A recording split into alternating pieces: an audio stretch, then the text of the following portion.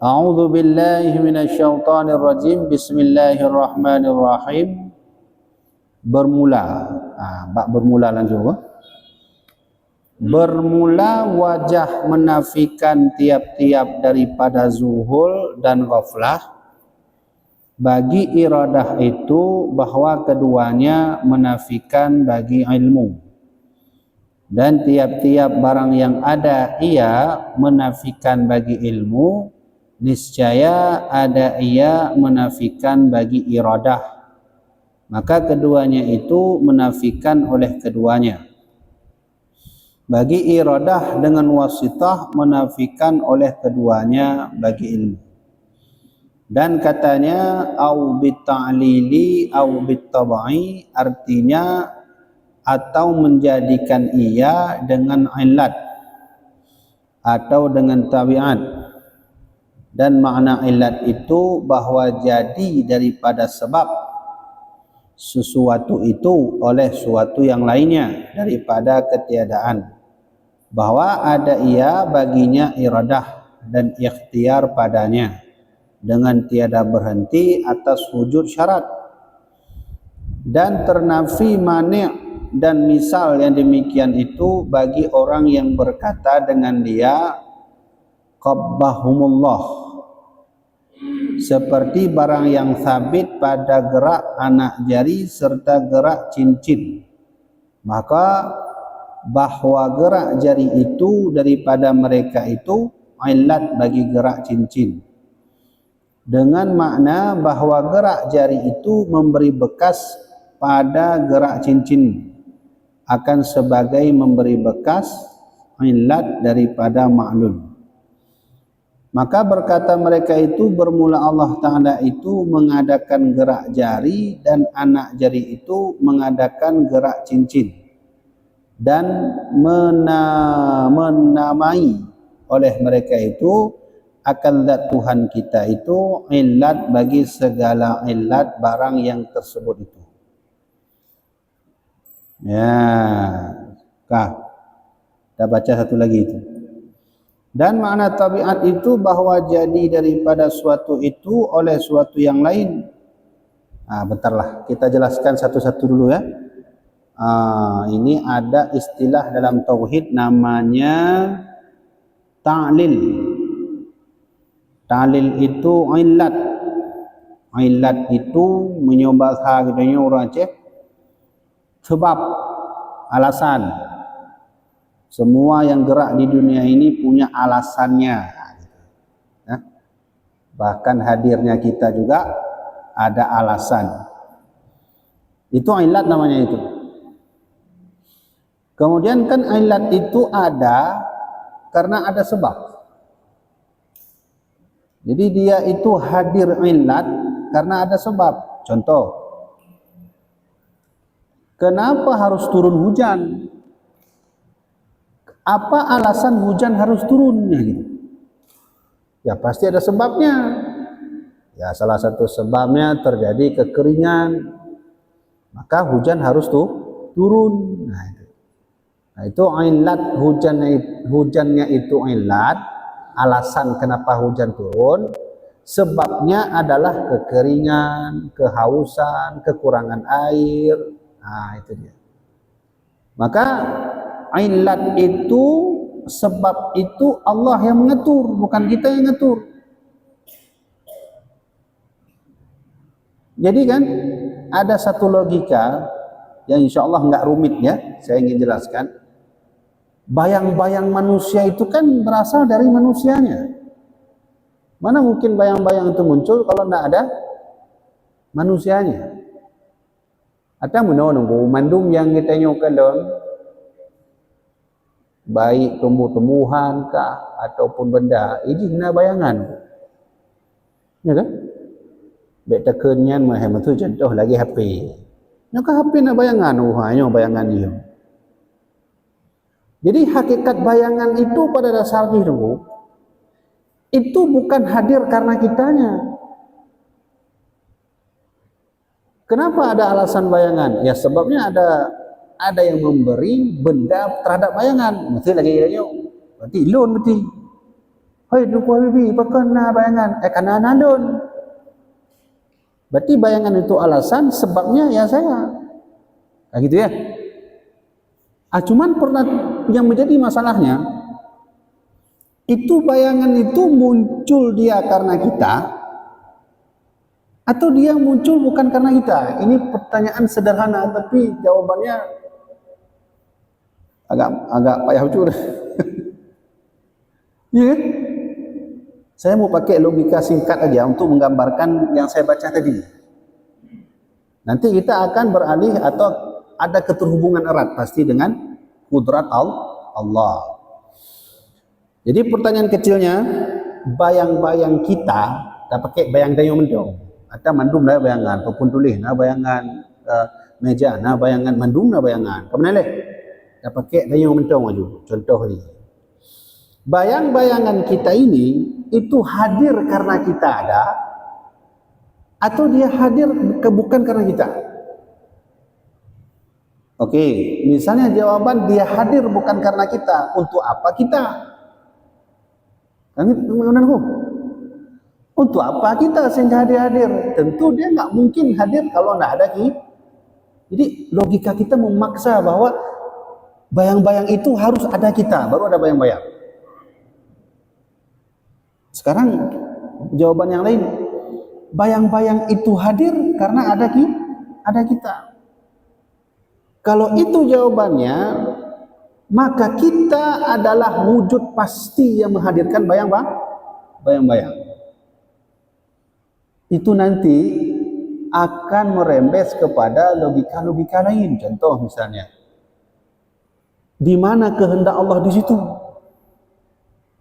Akan merembes ke keimanan kita. Kudrat Allah di situ di mana? Kalau sudah kita meyakini kita ini adalah wujud pasti yang menghadirkan bayang-bayang.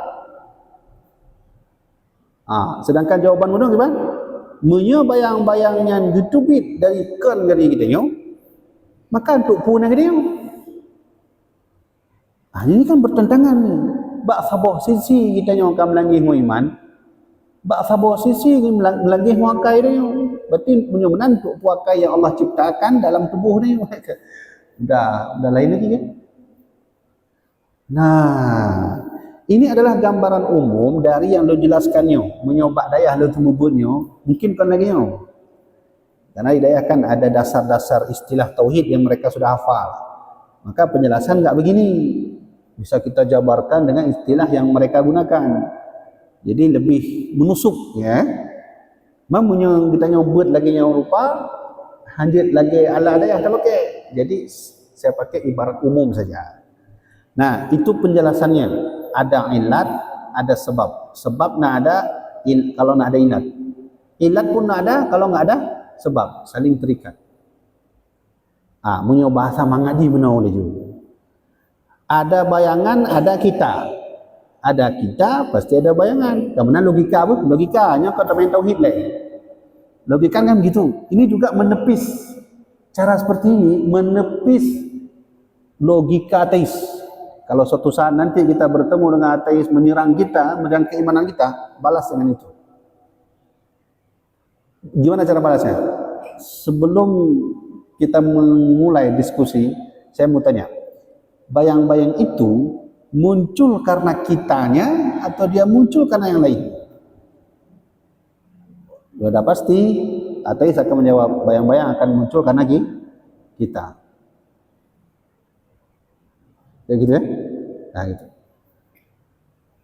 Masalahnya, kalaulah bayang-bayang itu muncul karena kitanya, berarti kita ini wujud pasti, materi asli. Coba saya mau gambarkan. Atau mana tiba jawaban aku. Nah betul itu bayang-bayang karena anak dia. Atau mungkin bayang-bayang karena dia. Nah karena dia, tapi karena sebab lain. Do rasa mendung urang jauh bayang-bayang pasti karena dia. Kemudian aku. Ya kan? Ya, kita main logika. Kita semua pasti menjawab, bayang-bayang manusia karena ada manusia. Bayang-bayang papan tulis karena ada papan tulis. Bayang-bayang masjid karena ada masjid. Bayang-bayang tongkat karena ada tongkatnya. Kalau begitu cara kita meyakini, hati-hati. Bisa merembes kepada iman yang salah. Ya, habis. Man ada rombongan benar gitu. Ya, betul memang. Teorinya begitu. Tapi kalau udah lari ke ranah tauhid, itu jadi nggak ada. Terus gimana juga? Ini baru saya jelasin. Baiklah. Ya, ini bayang-bayang. Bayang-bayang tongkat. Kemudian ku, nak kemah ku, mesti anak apa gambar tu.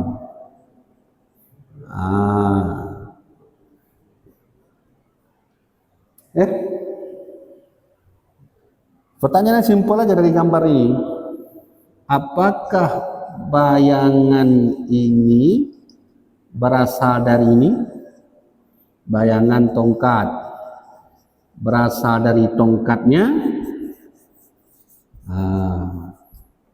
ataupun tongkat inilah, ya, ataupun bayang-bayang ini di luar dari tongkat. Di luar maksud lagi nyola. Nah, ada hubungan dengan tongkat.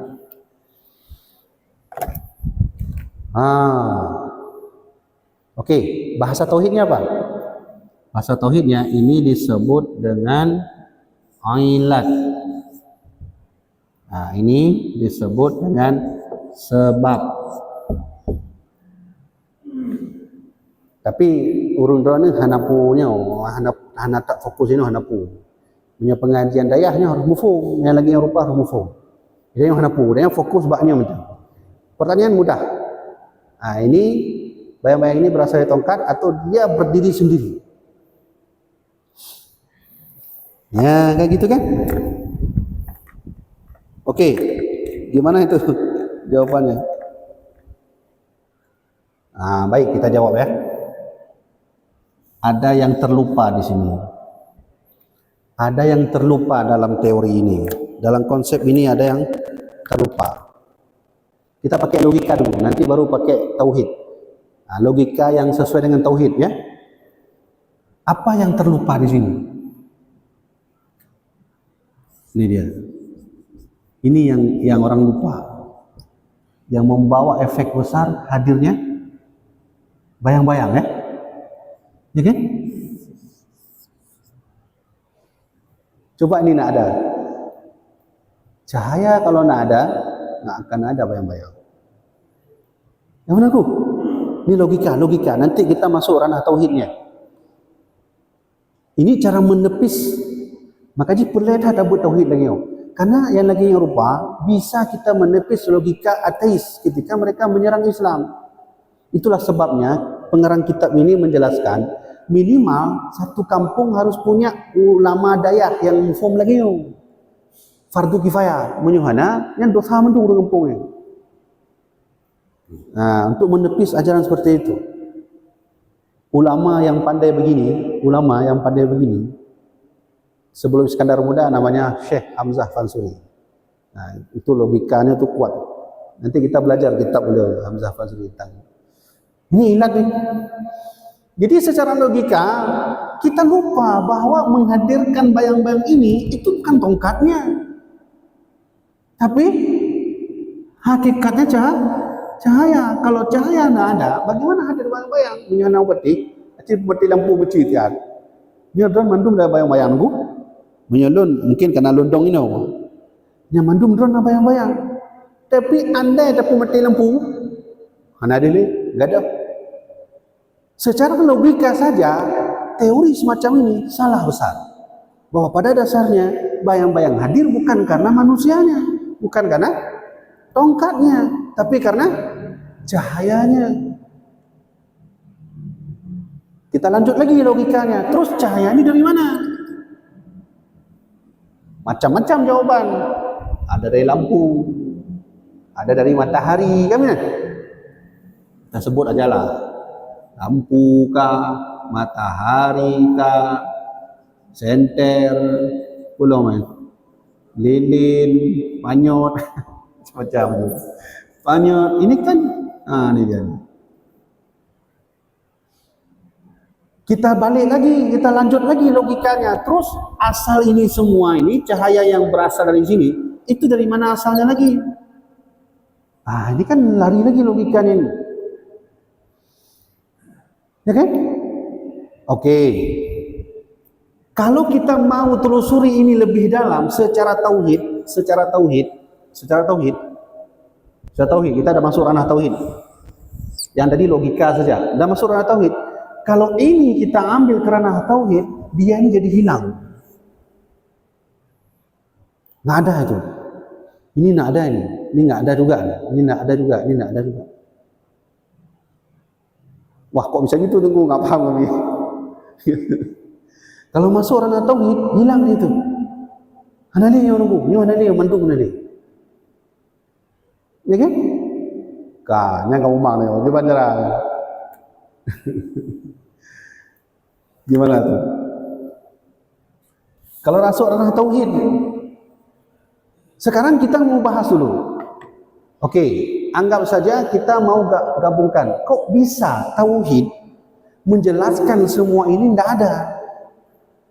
Jangankan bayang-bayang tak ada, asal bayang-bayang dari cahaya pun sesungguhnya tidak ada dalam ranah tauhid.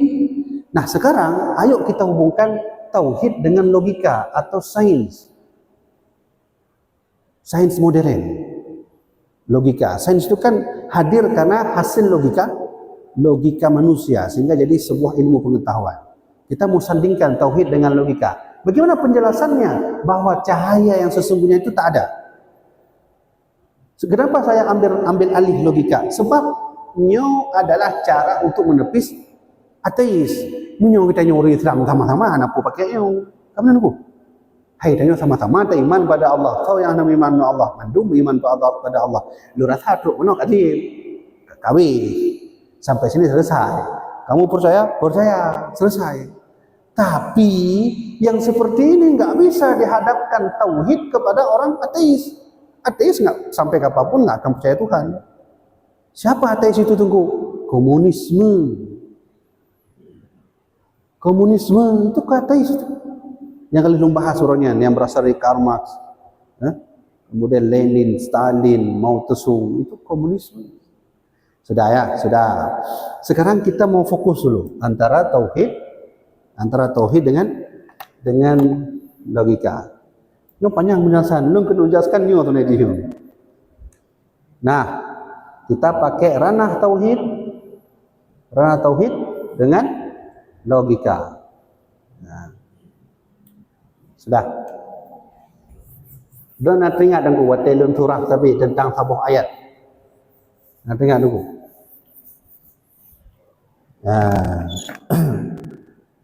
Lihat tauhid dan logika ni. Kan ada ayat tentang bagaimana tu. Ya, mata'un wa ghurur kan? Mata wa ghurur itu bahwa kita hidup di dunia itu hanya tipuan dan senda gurau belaka. Ini kita mulai dari ayat dulu.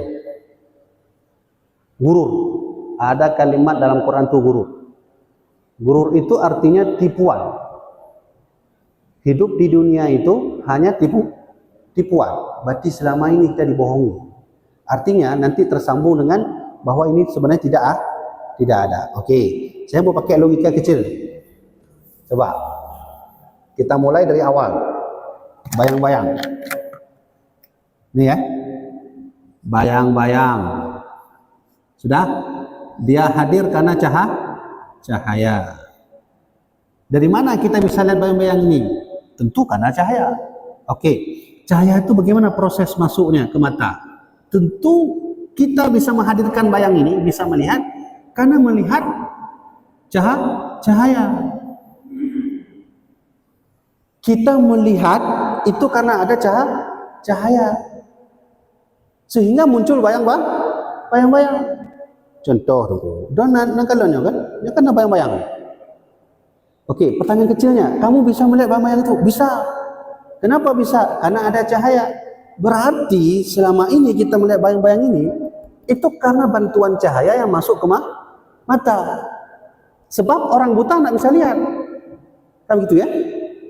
Berarti cahaya yang masuk ke mata sehingga mata yang memantulkan itu kepada bayang-bayang. Sehingga orang tanya, apa itu bayang-bayang nunggu? Kenapa kamu tahu? Saya nggak buta nunggu. Kenapa kamu bisa tahu? Karena ada cahaya. Berarti cahaya membantu ke mata. Melihat. Kenapa bisa melihat? Ya tentu ada mata.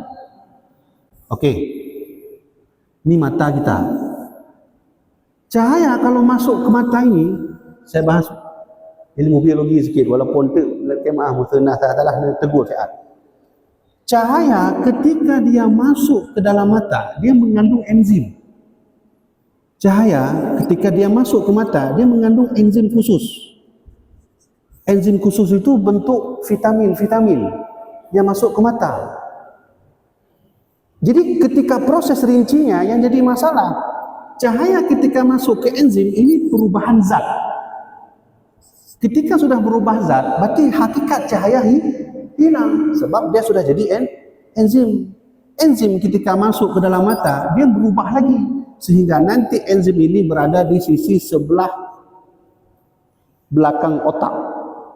Enzim itulah yang terima semua yang kita lihat hari ini. Ini apa? Spidol. Itu apa? Celeng. Itu apa? Masjid. Yang gede lo pegah tengku. Cahaya di sini sudah hilang ketika berubah jadi enzim. Enzim hilang berubah lagi menjadi enzim ke belakang otak kita. Di sinilah posisi kita bisa melihat bayang-bayang. Pertanyaan kecilnya, kemana cahaya itu pergi sehingga dia harus berubah menjadi enzim? Di sini saja kita nggak bisa jawab. Cahaya sudah hilang. Terus enzim itu ketika menerima pusat saraf otak dari bagian belakang, kemana dia pergi? Hilang. Kalau begitu, cahaya yang hilang, enzim yang hilang, semua hal yang hilang, perubahan enzim menjadi enzim lain ke belakang saraf otak. Ini dia. Pada dasarnya hari ini kita hidup sebenarnya tak hidup. Pada dasarnya hari ini kita ada, sesungguhnya tidak ada. Ya, Kabi. Ya, inilah yang membuat wali Allah dulu belajar ini sehingga dia lupa semuanya. Dia akan menghadirkan sesuatu yang ada. Allah Subhanahu Wa Taala. Itulah sebabnya kenapa Allah tidak bisa dilihat. Kalau Allah bisa dilihat, bantuan untuk melihat Allah harus ada cahaya. Cahaya berubah menjadi enzim. Enzim berubah lagi jadi vitamin khusus ke belakang saraf otak. Kalau begitu, enzim hilang, cahaya hilang. Allah pun apa cocok begitu? Begitu ya? Kembali lagi, gurur kata Allah tadi. Hidup di dunia ini itu tipuan. Kesimpulannya, pada dasarnya kita hidup, sesungguhnya mati, tak hidup. Pada dasarnya kita ada, sesungguhnya tidak ada. Kok bisa tunggu? Balik lagi sini. Proses. Kaji. Maka kesimpulannya, yang menciptakan ilat, yang menciptakan sebab, yang menciptakan bayang-bayang, yang menciptakan wujud bayang-bayang, Allah Subhanahu Wa Taala. Maka jangan sama sekali mengatakan saya memberi bekas sesuatu. Tidak, Allah yang memberi bekas. Jangan sekali-kali katakan sayalah yang memanaskan air itu. Tidak, sesungguhnya Allah yang membuat air itu panas. Jangan sebut-sebut sayalah yang membawa dingin dalam ruangan. Tidak, sesungguhnya Allah lah yang memberi kehendak ruangan itu menjadi dingin. Itu sebenarnya inti dari pelajaran kita. Ya, kaji namanya nunggu. Jadi penjelasan ini itu sudah saya jelas dalam buku saya namanya Risalah Tauhid Al-Waliyah. Ya. Menemukan Allah melalui serangkaian akal. Gimana, Bu? Ya. Dengan kisah Nabi Ibrahim mencari Tuhan. Lagi ya. Kenapa Nabi Ibrahim ketika mencari Tuhan, ketika melihat bintang, tangka Tuhan beliau, kemudian tengok ada bulan lebih hilang, kemudian tengok lebih hilang deh matahari. Karena bagi Nabi Ibrahim sendiri Allah itu tidak mungkin menghilang. tentu beliau melalui proses ini. Buktinya segala sesuatu akan hilang. Tak mungkinlah Nabi Ibrahim meyakini Tuhan itu hilang. Maka karena dia meyakini bintang hilang, bulan hilang, semua nak ada tadi ini, baru dia temukan Allah Subhanahu Wa Taala. Nah, sekarang kita sudah faham kan? Laisa kamitslihi syai'. Allah itu tidak serupa dengan sesuatu. Karena Allah kalau jika dilihat sama seperti Nasrani bisa lihat Yesus, hilang. Hilang sekali derajat Tuhan kalau sudah begitu, kan? Itulah Tuhan kita, Allah Subhanahu Wa Taala, Maha Suci segala-galanya. Nak bertanya anak lain aku, Kaisyah, kajilah Kaisyah. Kibang ku Sri, dia untuk imu main tu apa Iwan? Kaji terkenal. Nak bertanya anak kan? Habis ya, baiklah. Baik, sampai sini saja. InsyaAllah kalau ingin belajar tentang ini, sudah saya siapkan buku Risalah Tauhid Al-Waliyah, mengenal Allah melalui akal. Tentu akal yang bagus-bagus, bukan akal yang liar. Maka insyaAllah mudah-mudahan bermanfaat. Wallahu a'lam bishawab.